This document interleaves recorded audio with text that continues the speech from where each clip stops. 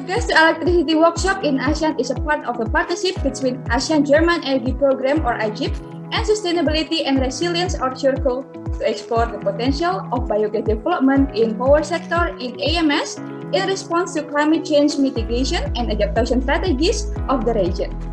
This focus group discussion is conducted as part of the study on accelerating RE deployment in ASEAN, which is supported by the ASEAN German Energy Program (AGIP) Phase 2. The AGIP Phase 2 is the continuation of an existing partnership between ASEAN Center for Energy ACE and DIZ, aims at strengthening ACE's strategic role as the center of excellence in building coherent, coordinated and focused energy cooperation within the ASEAN region. The organization of this workshop is indeed timely as the ASEAN region pursue and embark on its journey for a sustainable and low-carbon energy transition. Under the ASEAN Plan of Action and Energy Cooperation (APAC), biogas has been recognized as a vital resource to increase the composition of RE within the region's power and energy mix. This virtual workshop held as the follow-up of the APAC Phase 2, 2021-2025, Program number 5 on renewable energy for the activity 5.2, which is to analyze the potential of biofuel and bioenergy for energy sector decarbonization, which is one of the RE ASEAN priorities in this year 2022. Today's discussion will not only explore barriers and opportunities, but also will look into identifying appropriate technologies and strategies to reach the untapped biogas to energy potential. Along with supporting ASEAN pathway to sustainable energy, we hope that this work will serve as foundation ground on which ASEAN member states could design and build their robust policies to further accelerate biogas utilization and increase their share of renewable energy in their energy mix. I just would like to remind how important it is also for the EU to work with international partners when it comes to sustainability and the green agenda. And there were also in the past months a lot of initiatives that were taken in the run-up to COP26, not, for example, to mention the Global Methane Pledge, where a lot was really put also to try to develop the roll-up of biogas and biomethane sectors. The EURAXES project, if you just keep clicking through, the EURAXES project, next please, is funded by the European Union, but it is supported not only by the 27 member states of the European Union, but also the countries that are associated with the European research area, and it promotes scientific collaboration between Europe and the world. Next slide, please. What we offer is comprehensive information and support for research actors, both in the public and the private sector that wish to collaborate with European partners. And why I'm mentioning this in this context is that you are perhaps looking to identify collaborators in Europe to work on this issue of biogas and renewable energies, and you're perhaps also looking for funding, and there is a whole host of funding out there, and this is where EURAXES, I believe, is a very good first starting point to access that information. So today's the objective is to explore the barriers, risks, and opportunities of biogas to electricity in ASEAN, and the second is identify the appropriate technologies and the tools for the biogas in the power sector in ASEAN. And 3 and 4 is the whole target of these activities, I believe. And then I think today this two is the main target. And then finally, the first point of the explore barrier, risk, or something. There are many opportunities, as you know, for the biomass to realize carbon neutral society. But at least my feeling is the simple electricity generation is not recommended for economical reasons. And perhaps we need to combine to the environmental issue. Most of the biomass project is starting from the environmental issue, or some product like a cogeneration, or the much more high value products like hydrogen. Yes, so the first one, the overview of our AGEP, or ASEAN German Energy Program itself. So AGEP is a jointly implemented cooperation by the ASEAN Center for Energy, ACE, and also GIZ. And we are actually funded by the German Federal Ministry for the Economic Cooperation and Development, BMZ. And in the second phase, our objective is to strengthen ACE in its role as a regional competence center of excellence, which cover all the role of the knowledge hub, the think tank, and the catalyst for sustainable energy in this region.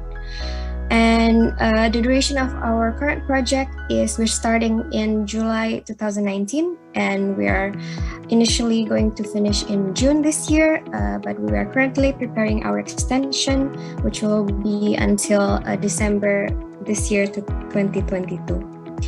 And all of this AGEP project or activities, we're actually aligning with the ASEAN Plan of Action for Energy Cooperation, or APAEC, especially for the program area 4, 5, and 6, which covers the ENC, renewable energy, and also regional energy policy and plan. So here I would like to briefly explain what is ASEAN Plan of Action for Energy Cooperation, or we call it shortly APAEC. APAEC is a guiding policy document that support the implementation of energy cooperation of ASEAN under the framework of ASEAN Economic Community. The aim of APAEC has always been to advance the regional integration and connectivity in energy sector between the ASEAN member states. The latest APAEC that had been endorsed in the 38th ASEAN Ministers of Energy meeting in 2020 has the theme to enhance the energy connectivity and market integration to achieve the energy security, accessibility, affordability, and sustainability for all. We briefly report the biogas-related activities which we have been engaging and the result of the project, preliminary result of the project. So bioenergy as a viable option, it is viable option for the ASEAN countries to diversify their national energy mix. The demand for the biogas has been increased because the need to shift to the clean energy, as previous speaker mentioned. Also, the ASEAN still has not achieved 100% electrification, so it has to increase electricity production. And so, talk about the risk here. Some participants highlighted, especially the ones from Malaysia, regarding apart from this one, that there is an importance of capacity building in order to implement the biogas electricity. Also, financial availability is also highlighted. That should be noted, particularly for Malaysia. Maybe other participants wants to add from their own countries later on. However, this rank show that technology readiness is the main risk. So we have some comments here regarding cost and then regulation and then the importance for pace and scale. So scalability is the most important aspect in biogas development. And the second one, we talk about the barriers. So we have three top answers here: authority, funding availability, and economic competitiveness. For the second and third one, we discuss a lot. So we discuss about the banking investment, the banking options. We discuss about how to make biogas development to be economically attractive. So that's the question, and how to solve it. We need policy, so we need to engage with local actors. Continuing to the opportunities to address all the risks and barriers. Here are the answers, with again agriculture same as the other rooms being number one. However, this does not exclude what category this would be in, because it was agreed that this question could even be more categorized into production and consumption, because in a sense biogas production and feedstocks will definitely be agriculture. That I think the feedstock level would be unmatched. However, transportation and commercial uses is not something that could be excluded. also municipal wastewater. Most of the participants suggest that all of the countries should have a feedstock for this in order to implement biogas electricity. Overall, we have collected a different perspective compared to the first discussion. So before we gain mostly from Malaysia, now at least thanks to participants from private sector, SMB, we get more context in Laos and Indonesia. And for this, regarding the rank, here crops is prioritized compared to others like municipal solid waste and animal manure. So even though it was selected, prioritized in some countries, but overall we can see here crops are prioritized. We have the second discussion about technology identification. So we have some technologies here from anaerobic digestion, landfill gas recovery, gasification, biomass boiler, and fermentation. And then, as I talked earlier, we have another technology that we talk in the group. It's about cover lagoon. So we need a waste management system because we cannot separate biogas technology discussion and waste management discussion, because waste management system is the supply chain or is the source of feedstock for biogas.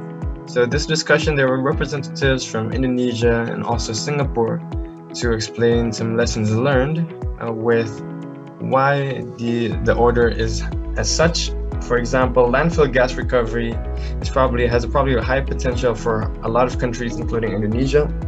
However, in Singapore, this is not very much the case. And in this case, the anaerobic digestion is still deemed superior because its feedstock is not only animal manure, but also other feedstock that is more wet.